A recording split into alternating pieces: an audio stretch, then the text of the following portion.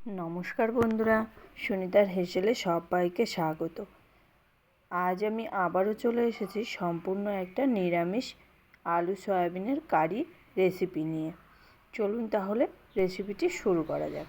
এখানে দেখুন আমি আলু আর সয়াবিন নিয়েছি।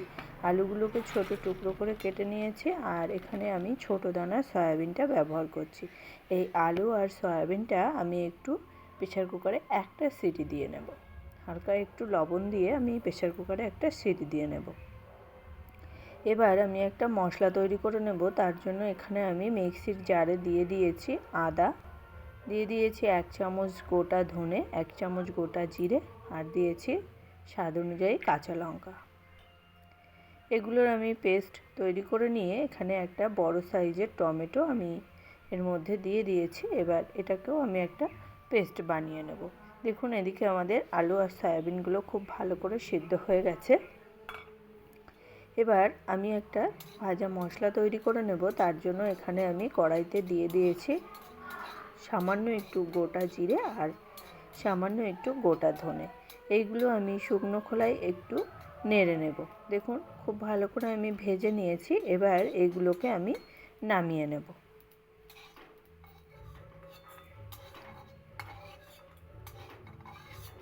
এবার ওই একই কড়াইতেই আমি দিয়ে দেব পরিমাণ মতো সর্ষের তেল রান্নার জন্য।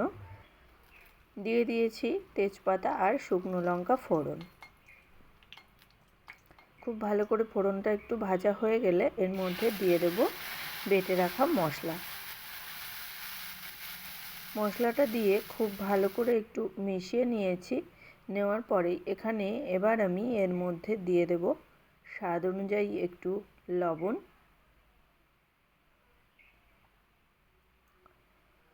সামান্য একটু জল দিয়ে দিয়েছি মশলাটা খুব ভালো করে কষিয়ে নেওয়ার জন্য। দেখুন এবার আমি এর মধ্যে দিয়ে দেব স্বাদ অনুযায়ী লবণ,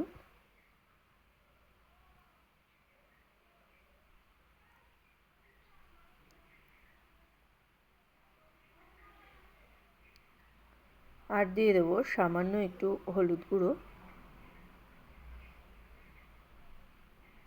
দিয়ে দেব হাফ চামচ মতো কাশ্মীরি লঙ্কার গুঁড়ো, দিয়ে দেব স্বাদ অনুযায়ী একটু চিনি। যেহেতু নিরামিষ রান্না সেই কারণে আমি এখানে একটু চিনির ব্যবহার করেছি। মশলাটা আমি খুব ভালো করে একটু কষিয়ে নেব। দেখুন মশলাটা কিন্তু খুব ভালো করে কষিয়ে নিয়েছি। মশলা থেকে খুব সুন্দর তেল ছেড়ে গেছে আর মশলার কাঁচা গন্ধও চলে গেছে। এবার আমি এর মধ্যে দিয়ে দেব সেদ্ধ করে নেওয়া আলু আর সয়াবিনগুলো। এইভাবে আলু আর সয়াবিন রান্না করলে খেতে অসম্ভব সুন্দর হয় আর সয়াবিনগুলো কিন্তু খুব সফট হয়। খুব ভালো করে এবার আলু সয়াবিনের সঙ্গে মশলাটাকে খুব ভালো করে আবারও একটু কষিয়ে নেব। এখানে আমি প্রায় 5 থেকে 7 মিনিট মতো আলু আর সয়াবিনের সঙ্গে মশলাটাকে খুব ভালো করে কষিয়ে নিয়েছি।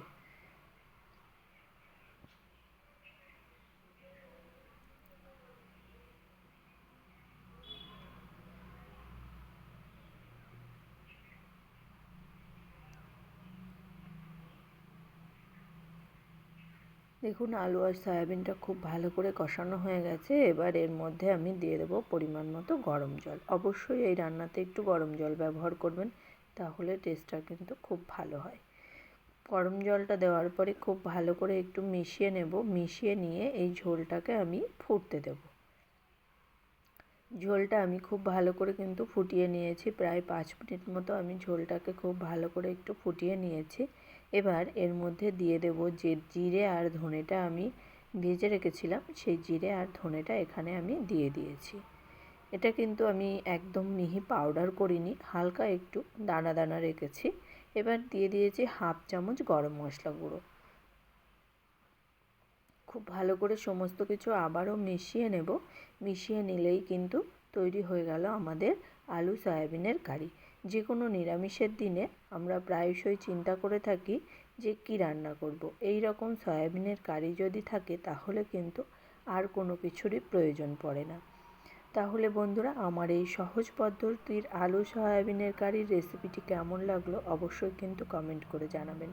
যদি ভালো লেগে থাকে তাহলে একটা লাইক করবেন আর সাবস্ক্রাইব করে পাশে থাকার অনুরোধ রইল।